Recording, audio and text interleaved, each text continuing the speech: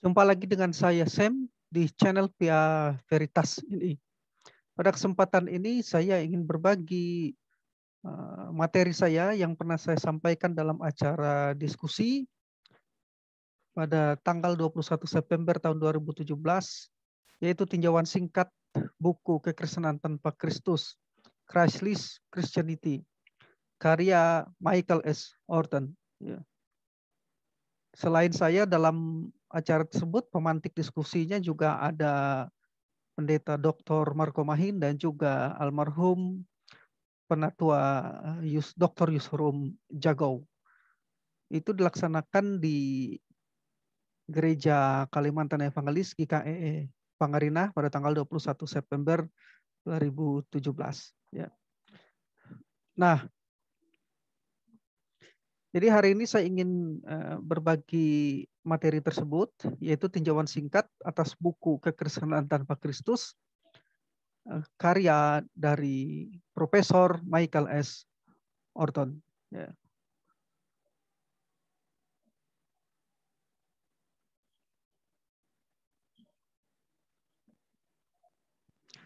Baik, saya akan coba share dulu. Ini ada bukunya ya. Ini Kekristenan Tanpa Kristus. Ya. Saya akan share materi saya.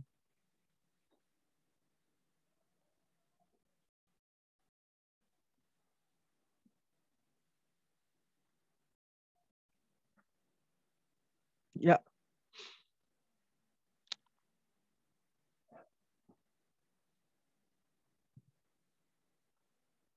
Buku Kekristenan Tanpa Kristus yang ditulis oleh Profesor Michael S. Horton diterjemahkan ke dalam bahasa Indonesia oleh penerbit Momentum Christian Literature Surabaya pada tahun 2012.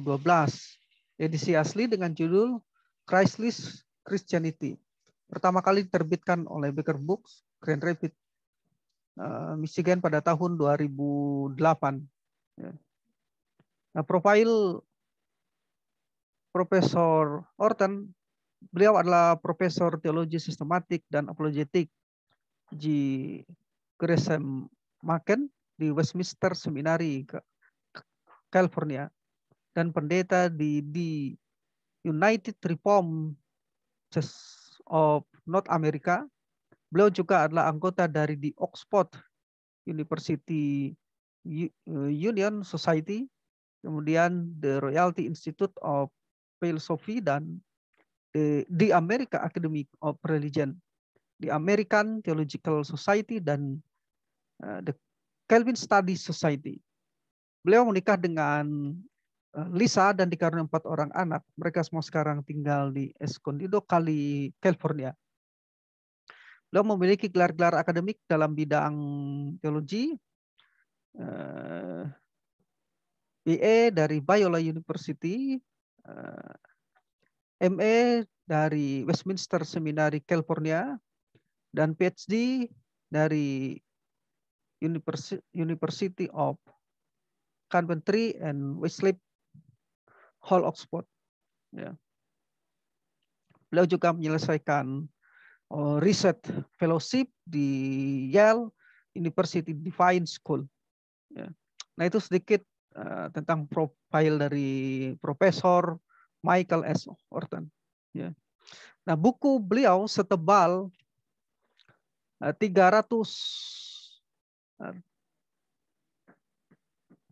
Buku beliau setebal 307 halaman ini berisi 7 bab, di mana dalam bab 1 Mike menjelaskan tujuannya, kemudian di bab 2-6 secara progresif Profesor Mike mendiagnostik kekristenan tanpa Kristus dan menjelaskan rinciannya. Pada bab 7, Mike mengakhiri tulisannya dengan panggilan dan tantangan untuk melawan gejala deisme terapeutik yang moralistik yang ia sebut sebagai perlawanan terhadap bidat Pelagianisme dan Gnostisisme. Nah, masing-masing bab diberi judul: 1. Kekristenan tanpa Kristus, penawanan Amerika terhadap gereja. 2. Menamai penawanan kita deisme terapeutik yang moralistik. 3. Ucapan yang muluk-muluk dan kekristenan tanpa Kristus. 4. Bagaimana kita mengubah kabar baik menjadi nasihat baik. 5. Yesus milik pribadimu. 6. Menyampaikan Kristus, beritanya dan mediumnya. 7. Panggilan untuk melawan. Nah, berikut ini tinjauan singkat dari saya. Ya. Setelah membaca buku Kekristenan Tanpa Kristus, saya ingin membagikan beberapa catatan saya yang saya anggap penting dari hasil bacaan tersebut. Ya.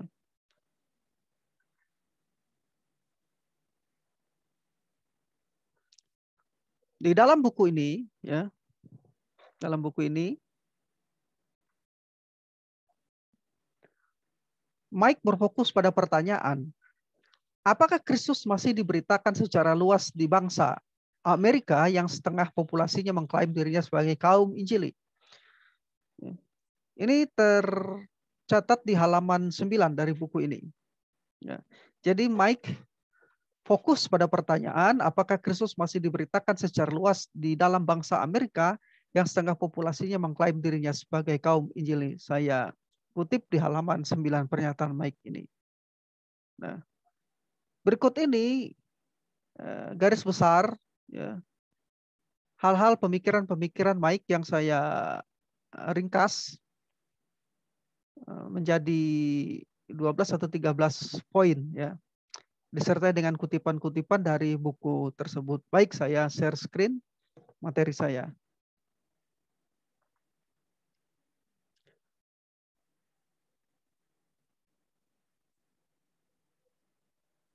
Ya. Pertama, ya, Profesor Mike menunjukkan keprihatinannya terhadap kondisi kekristenan tanpa Kristus di dalam berbagai denominasi gereja, khususnya gereja-gereja Injili di Amerika. Berikut kutipannya dari halaman 2 dan 3. Mike mengatakan, gereja di Amerika sekarang ini begitu terobsesi untuk menjadi praktikal, relevan, bermanfaat, sukses, dan mungkin bahkan disukai, sehingga gereja hampir-hampir mencerminkan dunia itu sendiri. Selain bungkusnya, tidak ada lagi yang tidak bisa ditemukan di dalam kebanyakan gereja saat ini yang tidak bisa dipuaskan oleh program-program sekuler dan kelompok-kelompok penolong diri manapun. Kemudian di halaman 11, Mike mengatakan, keprihatinan saya bukanlah bahwa Allah begitu diremehkan di dalam budaya Amerika, tetapi bahwa ia tidak ditanggapi secara serius di dalam iman dan praktek kita sendiri. Argumen saya dalam buku ini bukanlah bahwa evangelikalisme sedang menjadi liberal secara teologis, tetapi bahwa gerakan ini sedang menjadi kosong secara teologis. Kemudian di halaman 7, Mike mengatakan, saya bukan sedang memperdebatkan dalam buku ini bahwa kita sudah mencapai kekristenan tanpa Kristus, tetapi kita benar-benar sedang menuju ke situ. Ya, itu yang pertama. Nah, yang kedua, ya, Mike menunjukkan bahwa gereja di Amerika telah ditawan oleh tren budaya yang mendominasi saat ini yang berpusat pada diri sendiri, bukan berpusat pada Kristus. Saya mengutip pernyataan Profesor Mike begini. Kekristenan tanpa Kristus, izinkan saya mengungkapkan secara lebih akurat tentang apa yang saya anggap menjadi makanan sehari-hari dari banyak gereja di seluruh Amerika saat ini. Berbuat lebih banyak, berusaha lebih keras. Saya rasa inilah berita yang telah menyebar sangat luas di seluruh aliran gereja saat ini. Ini saya kutip dari halaman 3.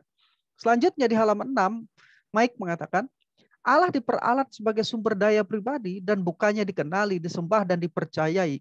Yesus Kristus adalah seorang pembimbing dan rencana kerja yang baik untuk kemenangan kita dan bukan juru selamat yang sudah mencapai kemenangan itu bagi kita. Keselamatan lebih merupakan perkara menjalani kehidupan terbaik kita saat ini daripada diselamatkan dari penghakiman Allah oleh Allah sendiri. Injil baru ini jelas lebih mencerminkan Amerika daripada kekristenan. Nah, jadi Mike menunjukkan bahwa gereja-gereja di Amerika telah ditawan oleh tren budaya yang mendominasi saat ini yang berpusat pada diri sendiri bukan berpusat pada Kristus. Sekarang poin yang ketiga yang menjadi catatan saya dari buku Kekristenan Tanpa Kristus karya Profesor Michael S. Orton. Poin 3, ya. Mike menyimpulkan bahwa penawanan ini telah menjangkau berbagai aliran teologi dan semua denominasi gereja. Saya kutip pernyataan Mike langsung di halaman yang ke-5. Di mana-mana konservatif sampai liberal, Roma Katolik hingga Anabaptis, zaman baru sampai denominasi Southern Baptist, pencarian akan yang sakral di Amerika kebanyakan berorientasi pada apa yang terjadi di dalam diri kita, di dalam pengalaman pribadi kita, bukan di dalam apa yang Allah kerjakan bagi kita di dalam sejarah. Lalu di halaman 16, bahkan kekristenan tanpa Kristus itu ada di mana-mana, melintasi spektrum konservatif liberal dan semua garis denominasi. Tidak ada tradisi yang bebas dari penawanan tersebut. Itu menurut Profesor Mike Horton dalam bukunya Kekristenan Tanpa Kristus di halaman 16. Jadi dia benar-benar mendapati dan memberikan kesimpulan bahwa penawanan dari kekristenan tanpa Kristus telah menjangkau berbagai aliran teologi, melintasi spektrum konservatif liberal, dan semua denominasi gereja saat ini. Itu poin 3. Sekarang poin yang keempat. Dari buku Kekristenan Tanpa Kristus, Mike mendiagnostik gejala penawanan ini dan memberinya label deisme terapeutik yang moralistik. Ini bisa dibaca di bukunya di bab 2. Yaitu sebuah sebutan yang dipopulerkan oleh sosiolog University of North Carolina bernama Christian Smith untuk menunjukkan kondisi spiritualitas remaja Amerika dalam penelitiannya di tahun 2001 sampai 2005. Menurut Mike, sebutan deisme terapeutik yang moralistik itu cocok dengan agama populer di Amerika saat ini. Karena penekanan teologinya yang telah bergeser dari berpusat pada Allah teosentris menjadi berpusat pada manusia antropocentris. Mike mengatakan begini dalam bukunya di halaman 9, di halaman 32 maksud saya. Smith mendefinisikan deisme terapeutik yang moralistik itu sebagai mengekspresikan teologi operasional semacam ini. Pertama, Allah menciptakan dunia. 2, Allah menginginkan manusia untuk bersikap baik, manis, dan adil terhadap satu sama lain, seperti yang diajarkan Alkitab dan sebagian besar agama dunia. 3, sasaran sentral dari kehidupan adalah untuk menjadi berbahagia dan merasa nyaman terhadap diri sendiri. 4, Allah tidak perlu secara khusus terlibat dalam kehidupan seorang kecuali ketika ia dibutuhkan untuk menyelesaikan suatu masalah. Dan 5, orang baik akan masuk surga ketika mereka mati. Jadi Mike dalam buku Kekristenan Tanpa Kristus mendiagnostik gejala penawanan ini dan memberinya label deisme terapeutik yang moralistik. Ini yang terjadi saat ini di gereja-gereja Amerika lintas denominasi dan spektrum konservatif liberal.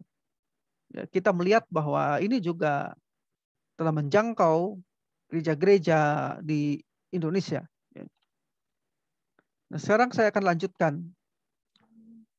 Poin 5, Mike menganalisis kondisi penawanan gereja ini dan menghubungkannya dengan gnostisisme. Mike mengatakan demikian. Kita mendapati di sini pertemuan dari spiritualitas gnostik individualistik, tidak berwujud privat, dan deisme terapeutik moralistik. Menurut cara pandang Alkitab, pengakuan dosa adalah soal benar dan salah.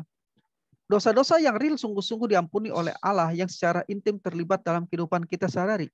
Dalam cara pandang terapeutik, tidak ada dosa dan dosa asal yang harus diampuni Allah. Tetapi hanya beban-beban dan perasaan-perasaan bersalah karena gagal untuk memenuhi tuntutan-tuntutan dari diri sendiri atau dari orang lain. Dengan kata lain, bagi kekristenan terdapat dosa dan pembenar secara objektif. Tapi di dalam terapi moralistik hanya ada dosa yang subjektif dan pelepasan katarsis hanya dengan menceritakan kepada orang lain. Ini pernyataan Mike di halaman 32 sampai 33. Ya. Saya lanjutkan. Ya. Ini catatan saya tentang gnotisme, ya, untuk kita memahami apa yang dimaksud dengan gnotisme yang dihubungkan oleh Mike dengan penawanan gereja saat ini dalam kekristenan tanpa Kristus. Catatan saya tentang gnotisme adalah ajaran sesat pada abad 1, 2, dan 3. Sebuah pandangan yang berasaskan dualisme yang memisahkan kosmos menjadi dua bagian, yaitu dunia rohani dan dunia materi. Dunia rohani adalah dunia yang baik dan sempurna tanpa akhir manusia. Dunia materi adalah dunia yang jahat dan hina. Dunia materi inilah yang menghalangi manusia untuk mencapai kebahagiaan dan kesempurnaan hidup. Sebab itu jika seorang mau diselamatkan untuk mencapai dunia rohani yang baik dan sempurna, maka ia perlu melepaskan diri dari dunia materi ini. Cara dan alat untuk melepaskan diri dari ikatan dunia materi ini hanya ada satu, yaitu pengetahuan atau gnosis. Gnosis adalah suatu hikmat tinggi dan bersifat rahasia dan dianggap merupakan wahyu Allah yang khusus. Tidak sembarang orang yang bisa mendapatkan pengetahuan ini, melainkan hanya orang yang disayangi dan mendapat rahmat Allah. Dengan pengetahuan atau gnosis yang dimiliki ini, barulah orang dapat melawan godaan dari dunia materi. Gnotisisme membagi manusia menjadi 3 bagian, roh, jiwa, dan tubuh. Menurut gnotisisme, orang bersifat tubuh tidak akan memperoleh keselamatan, hanya mereka yang bersifat rohani diselamatkan karena mereka memiliki pengetahuan. Sedangkan orang yang bersifat jiwani hanya memiliki pengharapan untuk diselamatkan. Gnotisisme mengakui Yesus sebagai pernyataan dari wahyu Allah yang Maha Tinggi, tetapi menolak Yesus sebagai firman Allah yang menjadi manusia. Karena menurut anggapan mereka bahwa dunia materi ini jahat, sebab itu kehadiran Yesus di dunia hanya merupakan khayalan saja, bukan benar-benar menjadi manusia sejati. Dengan kata lain, mereka hanya mengakui Yesus sebagai isi dari iman kepercayaan, tetapi bukan Yesus dalam sejarah. Kesalahan mereka adalah menyesuaikan ajaran Alkitab dengan pengetahuan mereka, sehingga menafsirkan Alkitab secara alegoris dan tanpa batas menurut kehendak mereka sendiri. Nah, itu sekilas penjelasan saya mengenai gnotisisme, di mana gnotisisme ini dihubungkan oleh Profesor Mike Orton. Ya, dia menganalisis kondisi penawanan gereja ini dan menghubungkannya dengan gnotisisme. Nah, sekarang poin yang ke-6 dari buku Kekristenan Tanpa Kristus. Lebih lanjut, Mike Orton, Profesor Mike menghubungkan kondisi penawanan ini dengan bidat Pelagianisme. Mike menjelaskan demikian di halaman 35 dari bukunya. Istilah teologis untuk kondisi yang tidak sehat ini adalah Pelagianisme. Seorang biarawan abad keempat bernama Pelagius sangat terpukul oleh imoralitas yang dilihatnya ketika ia tiba di Roma, pusat dari kekristenan. Karena menganggap bahwa penekanan dari uskup Afrika Augustinus pada ketidakberdayaan manusia dan anugerah inilah yang menjadi akarnya. Pelagius dan maaf, saya lanjutkan. Pelagius dan para pengikutnya menyangkali dosa asal. Dosa bukanlah suatu kondisi universal manusia, tetapi hanya suatu pilihan yang diambil oleh setiap kita. Dengan kehendak bebas, kita bisa memilih untuk mengikuti teladan buruk Adam atau teladan baik Yesus. Meskipun ajaran ini secara resmi dikutuk oleh gereja, termasuk bentuk semi-pelagiannya yang lebih halus, Pelagianisme telah selalu menjadi suatu ancaman abadi. Bagaimanapun juga itu adalah teologi kita yang paling alamiah. Sekalipun percaya bahwa menjadi baik atau buruk bergantung pada kekuatan kita sendiri, dan hal itu menentukan kehidupan atau kematian, semi-pelagianisme tetap percaya bahwa harus ada semacam pertolongan dari anugerah ilahi. Arminianisme yang namanya diambil dari seorang teolog Belanda di akhir abad ke-16 yang menolak Calvinisme, yang telah satu langkah lebih jauh dari keyakinan-keyakinan Pelagian, juga mengakui keharusan adanya anugerah. Meskipun begitu, Arminianisme tetap percaya bahwa keselamatan adalah suatu usaha kooperatif antara Allah dan manusia. Nah, selanjutnya di poin yang ke-7. Catatan saya untuk poin yang ke-7 dari buku Kekristenan Tanpa Kristus, Mike mengatakan bahwa Protestanisme Amerika telah menjadi lebih Pelagian ketimbang Arminian. Untuk kasus ini, Mike mengambil contoh Charles G. Finney, seorang tokoh besar kebangunan rohani abad ke-18. Mike menulis begini. Dengan menyangkali dosa asal, Finney menegaskan bahwa kita hanya bersalah dan tercemar ketika kita memilih untuk berdosa. Karya Kristus di kayu salib tidak bisa membayar utang kita, tetapi hanya berfungsi sebagai teladan dan pengaruh moral untuk membujuk kita agar bertobat. Pembenaran melalui imputasi kebenaran Kristus bukan hanya tidak masuk akal, kata Finney, tetapi juga melemahkan semua motivasi untuk kekudusan pribadi. Kelahiran baru bukanlah suatu pemberian ilahi, tetapi hasil dari suatu pilihan rasional untuk berpaling dari dosa kepada ketaatan. Orang Kristen bisa dengan sempurna menaati Allah di dalam hidup ini. Jika mereka mau, dan hanya dengan cara inilah mereka dibenarkan. Bahkan ia berkata bahwa ketaatan masa kini yang sempurna adalah syarat untuk pembenaran. Itu pernyataan Charles G. Finney yang dikutip oleh Profesor Mike di halaman 36. Selanjutnya, Mike juga mengutip, Mike mengatakan tentang pandangan Finney ini di halaman 37 demikian. Pandangan Finney jelas-jelas merupakan moralistik. Melalui berbagai pengalaman-pengalaman krisis yang konstan yang membangkitkan transformasi diri. Itu sesungguhnya merupakan suatu orientasi terapeutik. Keselamatan dan perbaikan moral sepenuhnya berada di tangan sang penginjil dan orang yang bertobat. Implikasi-implikasi deistiknya juga jelas. Sekalipun Injil diakui secara formal, Injil menjadi alat untuk mengelola kehidupan yang secara pribadi dan publik. keselamatan oleh perbuatan-perbuatan baik, bukan menjadi proklamasi bahwa murka Allah terhadap kita telah dipuaskan, dan bahwa perkenannya yang tidak layak kita terima telah dengan cuma-cuma dikaruniakan di dalam Yesus Kristus. Halaman 37 dari buku Kekristenan Tanpa Kristus. Itu poin 7 tadi. Di mana Profesor Mike mengatakan bahwa Protestanisme Amerika telah menjadi lebih Pelagian ketimbang Arminian. Contoh kasus yang diambil adalah pernyataan-pernyataan dari penginjil Charles G. Finney. Sekarang yang ke-8. Poin 8.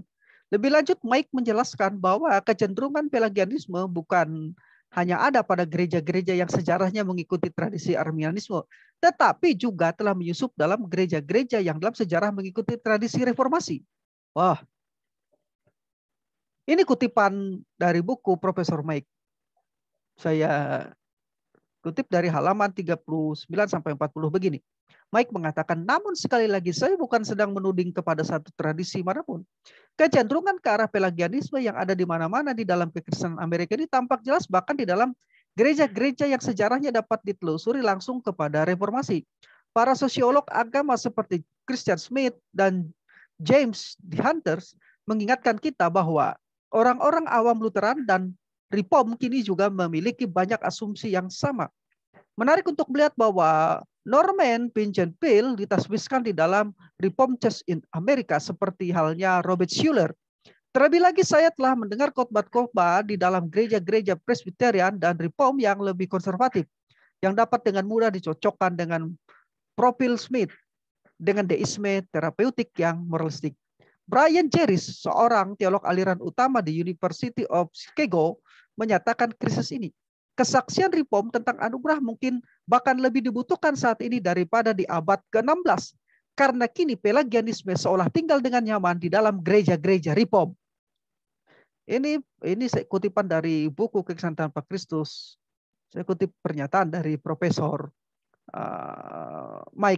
Profesor Mike. Kemudian di halaman 4, Profesor Mike mengatakan kecenderungan Pelagian dari kekristenan populer zaman kita yang oleh Smith disebut deisme terapeutik yang moralistik dapat lebih dibuktikan lagi. Jadi Mike melalui penelitian menyatakan bahwa pernyataannya tersebut dapat dibuktikan, ya, benar-benar terjadi di Amerika. Sekarang poin yang ke-9 catatan saya dari buku Kekristenan Tanpa Kristus. Di dalam bab 3 sampai dengan bab 5, Mike memberikan contoh-contoh mereka yang mewakili pandangan populer gereja-gereja dari berbagai tradisi yang dalam ajarannya cenderung Pelagianisme atau semi-Pelagianisme dan Gnostisisme. Mike menyebut Norman Vincent Peale dan Robert Schuller ditasbihkan di dalam Reformed Church in Amerika dan menghubungkannya dengan moralisme, Pelagianisme. Ia menulis demikian di halaman 63.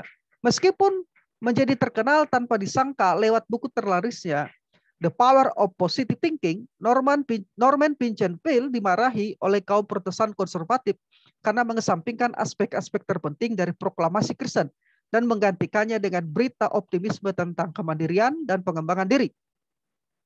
Robert Schuller, pendiri Crystal Cathedral dan murid Peale yang paling terkenal, membantu menjadikan apa yang pada intinya merupakan Injil khas Amerika lebih berhasil dalam lingkungan-lingkungan Injili. Selanjutnya Mike juga menyebut T.J. Jakes, Benny Hinn, Kenneth Copeland, dan Josh Meyer yang mewakili Pentakostalisme, versi gerakan Word of Faith, ya, yang menyebarkan Injil kemakmuran dan menghubungkan dengan Gnostisisme. Saya juga sebagai seorang karismatik tidak setuju dengan gerakan iman atau Word of Faith, ya. Ini, ya. Kadang-kadang orang-orang menyerang karismatik secara general, padahal sebenarnya ini adalah gerakan Word of Faith, ya, bukan representatif dari gerakan karismatik. Nah, Profesor Mike menulis begini. Sejumlah teolog telah mencuat persamaan-persamaan yang mengejutkan antara berita kemakmuran ini dengan Gnostisisme kuno. Seperti ajaran sesat zaman dahulu, berita Word of Faith mengasumsikan suatu dualisme yang tajam antara roh dan materi, menjanjikan penguasaan atas keadaan-keadaan eksternal seseorang dengan mempelajari rahasia prinsip-prinsip alam yang tidak kelihatan.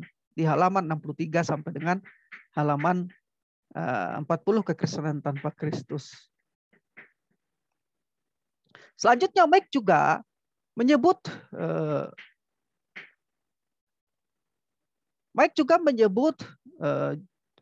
Joel Osteen, pendeta Lakewood Church di Houston, ya, mewakili aliran gereja baptis yang dihubungkan dengan Pelagianisme dan Gnostisisme.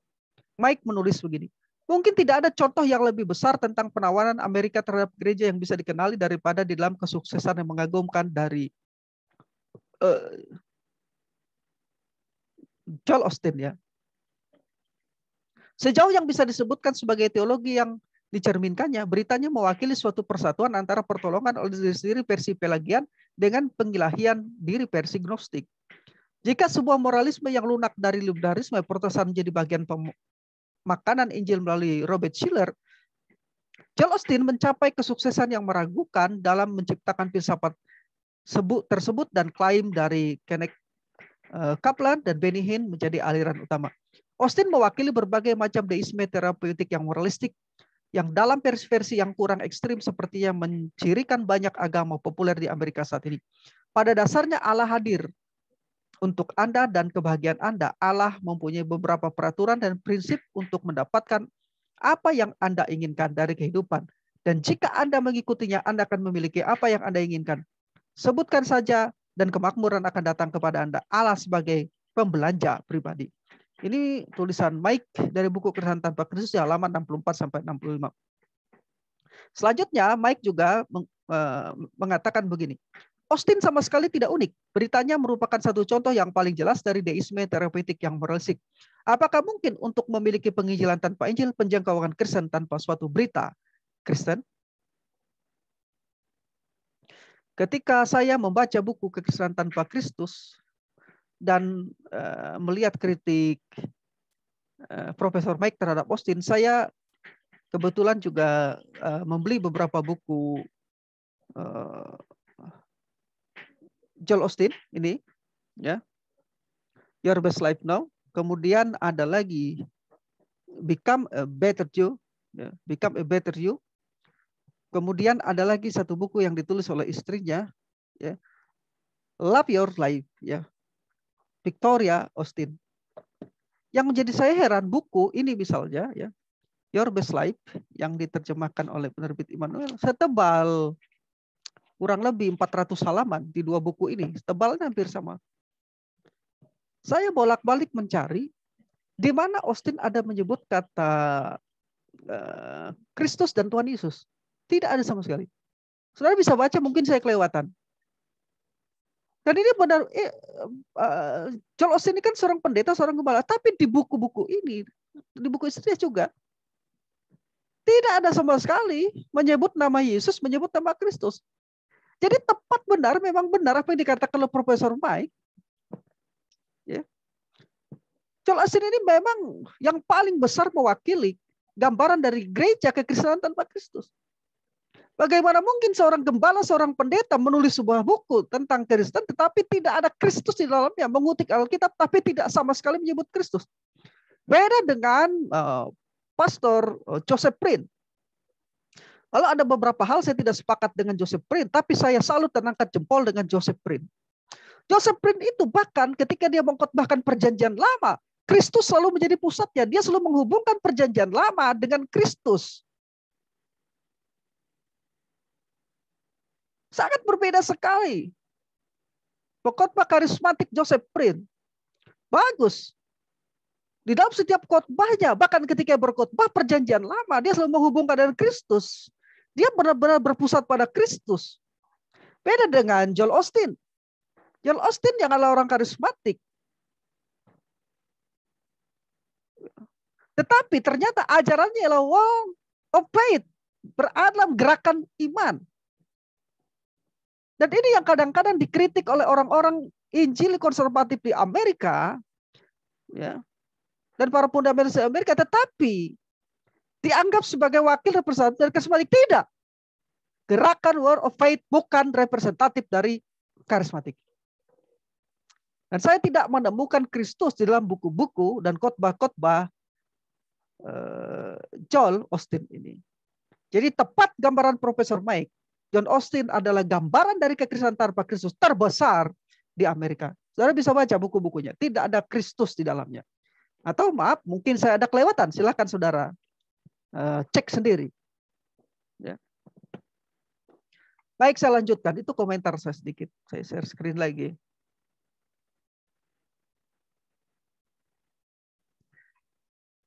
Sekarang poin yang ke-10 catatan saya atas buku Kekristenan Tanpa Kristus Profesor Mike Orten. Sambil memberikan contoh-contoh mereka yang mewakili pandangan populer gereja-gereja dan berbagai tradisi yang dalam ajarannya cenderung pelagianisme ataupun semi-pelagianisme dan gnostisisme, Profesor Mike memberikan nasihat-nasihat agar kembali berpusatkan Kristus. Tanpa Kristus, Alkitab adalah sebuah kitab tertutup. Bacalah dengan dia di pusatnya, maka Alkitab menjadi kisah teragung yang pernah dikisahkan. Alkitab diremehkan ketika direduksi menjadi manual instruksi untuk kehidupan. Apakah maksud dari kitab-kitab sejarah, mazmur, literatur hikmat, dan kitab-kitab para nabi? Menurut para rasul dan Yesus sendiri, Alkitab adalah sebuah drama yang sedang berlangsung dengan Yesus Kristus sebagai tokoh sentralnya, seperti yang sudah cukup jelas ditunjukkan oleh narasinya sendiri. Orang-orang kudus perjanjian lama bukanlah pahlawan-pahlawan iman dan ketaatan, melainkan orang-orang berdosa yang terlepas dari kegoyahan mereka sendiri, dikaruniai iman untuk berpegang pada janji Allah. Menurut Rasul Paulus, perjanjian lama sendiri memberitakan Injil pembenaran hanya dalam Kristus, hanya melalui iman. Ini saya kutip pernyataan Profesor Mike di halaman 156 sampai 157. Itu sebabnya tadi saya sangat salut dengan seorang pastor karismatik, yaitu Joseph Prince, di mana dalam khotbah-khotbahnya, bahkan ketika ia berkhotbah perjanjian lama, selalu dia kembali kepada Kristus dan menggambarkan Kristus. Ya. Nah, catatan saya mengenai ini, ya, kekristenan dalam tradisi reformasi sangat menekankan 4 sola dan 1 soli. Namun ketika kita mengabaikan penafsiran yang ketat terhadap kitab suci, sehingga salah dalam memahami sola scriptura hanya oleh kitab suci, maka konsekuensi yang tidak terhindarkan, konsekuensi logis yang tidak terhindarkan adalah kita juga akan salah memahami apa yang kitab suci katakan tentang sola Christo, hanya oleh Kristus, sola gratia hanya oleh anugerah, sola fide hanya oleh iman, dan soli deo gloria, kemuliaan hanya bagi Allah.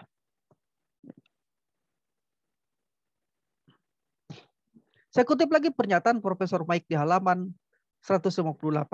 Kekristenan tanpa Kristus bukan berarti agama atau spiritualitas tanpa kata-kata Yesus Kristus Tuhan atau bahkan Juru Selamat. Artinya adalah cara nama-nama dan gelar-gelar itu digunakan akan dipindahkan dari lokasi spesifiknya dalam alur historis yang sedang berlangsung tentang pemberontakan manusia dan penyelamatan ilahi dari praktik-praktik seperti baptisan dan perjamuan kudus. Yesus sebagai pembimbing kehidupan, ahli terapi, sahabat, teman hidup, pendiri peradaban barat, Mesias politik, teladan kehidupan radikal, dan banyak citra lain yang tidak terhitung dapat mengalihkan dari batu sandungan dan kebodohan dari Kristus dan dia yang disalibkan. Injil ini bahkan mungkin ditambahkan di akhir khotbah-khotbah. Namun pertanyaannya adalah, apakah kita sedang mengkhotbahkan firman dari Kejadian sampai Wahyu sebagai kesaksian tentang Kristus atau sebagai sumber untuk menulis kisah kita sendiri? Halaman 158. Pernyataan Profesor Mike. Sekarang di halaman 160. Seringkali di dalam khotbah populer saat ini sepertinya sasarannya adalah untuk melewatkan penafsiran terhadap perikop itu untuk bisa tiba pada aplikasi kontemporernya, yang biasanya menyangkut topik-topik favorit pribadi dari si pengkhotbah dan bacaan atau judul film yang baru ditontonnya. Biasanya aplikasi sederajat dengan hukum Taurat. Daftar-daftar berisi hal-hal yang harus dilakukan, bukannya menggunakan perikop itu untuk benar-benar memerdekakan orang berdosa dari kesalahan mereka dan memberikan naskah yang baru kepada mereka dalam peran-peran mereka yang baru sebagai mereka yang telah dipindahkan dari kepemimpinan kepenan Adam kepada Kristus. Selanjutnya, Profesor Mike juga menulis demikian di halaman 160. Ketika berita dasar gereja kurang berfokus pada siapa Kristus dan apa yang telah digenapinya satu kali untuk selamanya bagi kita, dan lebih berfokus pada siapa diri kita dan apa yang harus kita lakukan untuk menjadikan kehidupannya dan kehidupan kita relevan bagi kebudayaan agama yang dijadikan relevan, itu bukan lagi kekristenan. Betapapun seringnya namanya disebutkan, sebuah agama yang bergantung pada apa yang akan Yesus perbuat bukanlah iman Kristen. Karena menganggap Kristus yang disalibkan tidaklah serelevan Kristus dan nilai-nilai keluarga atau Kristus dan Amerika atau Kristus dan kelaparan dunia. Kita akhirnya mengasimilasi Injil dengan hukum Taurat. Ketika orang meminta khotbah yang lebih praktis atau sesuatu berita yang lebih relevan daripada Kristus dan dia yang disalibkan, mereka sedang jatuh kembali kepada hukum Taurat, bukan Injil. Nah, selanjutnya poin 11 catatan saya dari buku Keresahan Tanpa Kristus karya Profesor Mike. Di dalam bab 6, Mike memberikan dua skenario yang menggambarkan keadaan gereja-gereja saat ini. Yaitu gereja yang berfokus pada Kristus, apa yang Kristus telah lakukan bagi kita, dan gereja yang berfokus pada diri sendiri, apa yang dapat kita lakukan bagi Kristus. Di dalam skenario yang pertama, Allah mengumpulkan umatnya bersama-sama di dalam suatu peristiwa kovenantal untuk menghakimi dan untuk membenarkan, untuk mematikan dan menghidupkan. Penekanannya ada pada karya Allah bagi kita. Rencana Sang Bapa yang penuh rahmat, kehidupan, kematian, dan kebangkitan Sang Anak yang menyelamatkan, dan karya Roh Kudus untuk membawa kehidupan, dan seterusnya. Halaman 211 sampai halaman 212 dari buku Keresahan Tanpa Kristus. Mike kemudian mengatakan di halaman 212 sampai 213, di dalam skenario yang kedua, gereja adalah subkulturnya sendiri, suatu komunitas alternatif, bukan hanya untuk kematian, kebangkitan mingguan di dalam Kristus, tetapi untuk seluruh lingkaran sahabat, tukang listrik, dan tetangga seseorang.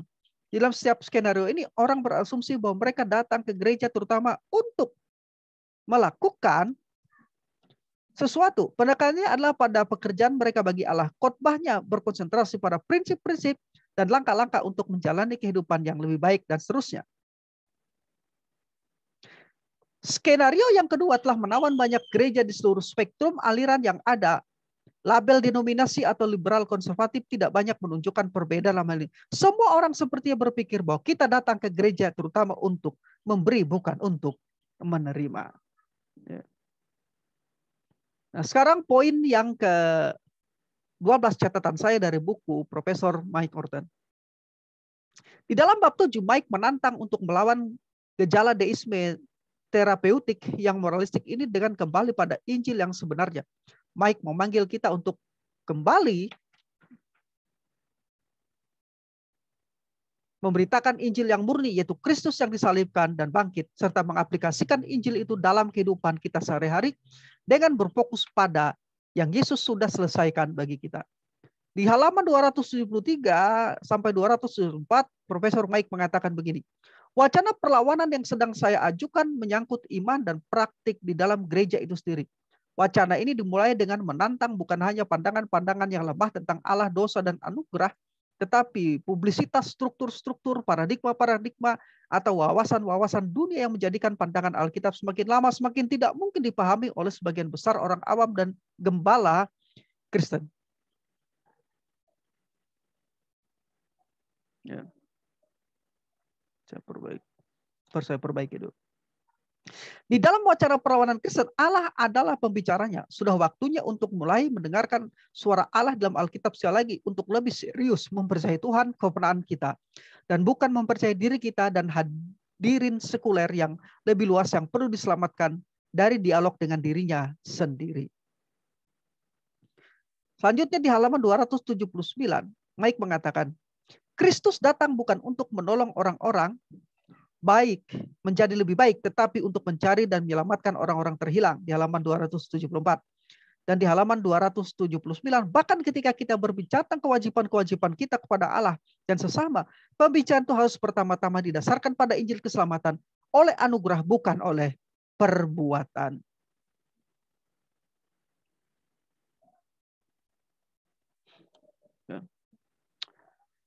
Di dalam bukunya yang lain ini, ya, The Gospel Driven Life. Ya. Saya sangat merekomendasi buku ini untuk dibaca. Mike menunjukkan bahwa Injil bukan hanya bagi awal kehidupan Kristen, tetapi juga sampai akhir kehidupan Kristen. Injil bukanlah langkah pertama dalam sebuah tangga kebenaran, melainkan seperti pusat roda kebenaran. Hanya Injil saja yang menyelamatkan dan memelihara kita dari awal sampai kemuliaan. Kehidupan Kristen sejati digerakkan oleh Injil, bukan yang lain. Saya kutip pernyataan Profesor Mike di dalam buku The Gospel Driven Life halaman 78. Pada intinya kekristenan adalah Injil. Suatu pernyataan bahwa Yesus Kristus yang telah diserahkan karena pelanggaran kita dan dibangkitkan karena pembenaran kita. Sebagai kepala tubuh, kebangkitan Kristus menjamin pembenaran bagi siapa saja yang percaya kepadanya. Injil bukanlah bahwa Yesus Kristus yang hidup dalam hati kita, melainkan bahwa Dia hidup bagi kita, mati bagi kita, bangkit bagi kita, memerintah atas kita, dan akan kembali bagi kita pada akhir zaman.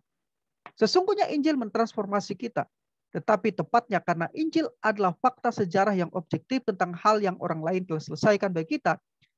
Injil adalah berita yang telah terjadi pada waktu Yesus sebagai perantara kita dan mewakili kita dalam keadaan pengorbanan dan kebangkitannya dari kematian. Masih saya kutip pernyataan Profesor Mike dari The Gospel Driven Life.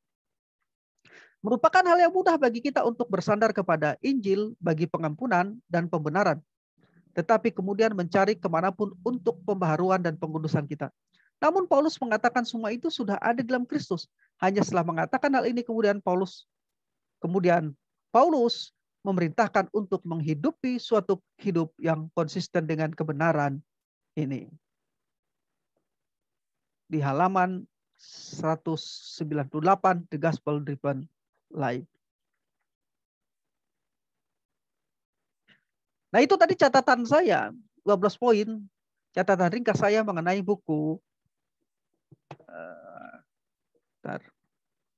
Saya ini dulu stop screen dulu. Ya. Mengenai buku 12 poin catatan ringkas saya mengenai buku Kekristenan Tanpa Kristus yang ditulis oleh Profesor Michael S. Orton atau Profesor Mike. Ya. Saya sangat merekomendasi buku ini. Ya. Dalam buku Kekristenan Tanpa Kristus ini, Mike menyatakan keprihatinannya terhadap gereja-gereja Injil di Amerika yang telah bergeser dari pengajaran Injil yang murni ke Injil alternatif yang sebenarnya bukan Injil. Sebagai ganti memberitakan Injil Kristus, Mike mendiagnostik bahwa banyak kaum Injili telah beralih pada ajaran deisme terapeutik yang moralistik. Pesan Injil telah diganti dengan pesan pengembangan diri, motivasional, pertolongan diri terapeutik, kenyamanan diri, kemakmuran, dan bersifat individualistik. Inilah yang Orton maksudkan dengan, atau Profesor Mike yang maksudkan dengan kekristenan tanpa Kristus. Lebih jauh, Profesor Mike dengan analisis yang tajam telah mengenali ajaran sesat, Pelagianisme, dan gnostisisme yang telah menyusup dalam kekristenan Injili. Karena itu sebagai solusinya, Mike mengajak agar kaum Injili yang telah bergeser tersebut kembali kepada Injil yang murni. Sementara itu di dalam bukunya yang juga saya rekomendasi, The Gospel Driven Life, Profesor Mike menunjukkan bahwa Injil bukan hanya bagi awal kehidupan Kristen, tetapi juga sampai akhir kehidupan Kristen. Injil bukanlah langkah pertama dalam sebuah tangga kebenaran, melainkan seperti pusat di roda kebenaran. Hanya Injil saja yang menyelamatkan dan memelihara kita dari awal sampai kemuliaan kehidupan Kristen. Sejati digerakkan oleh Injil, bukan yang lain. Jadi saya sekali lagi merekomendasi buku Kekristenan Tanpa Kristus sebagai buku wajib yang wajib dibaca oleh para pendeta, teolog, akademisi, cendekiawan Kristen, para gembala, pemimpin Kristen. Bukan hanya karena kualifikasi Profesor Mike Orton telah diakui selaku penulis buku ini, tetapi juga karena bobot kualitas isi buku ini dan relevansinya bagi kaum Injili di Indonesia. Di Indonesia ada orang-orang yang mengaku karismatik, tetapi sebenarnya mereka adalah dari gerakan iman, Word of Faith. Misalnya Philip Mantopa dan gereja yang dipimpinnya. Itu adalah bagian dari gerakan Word of Faith. Ya.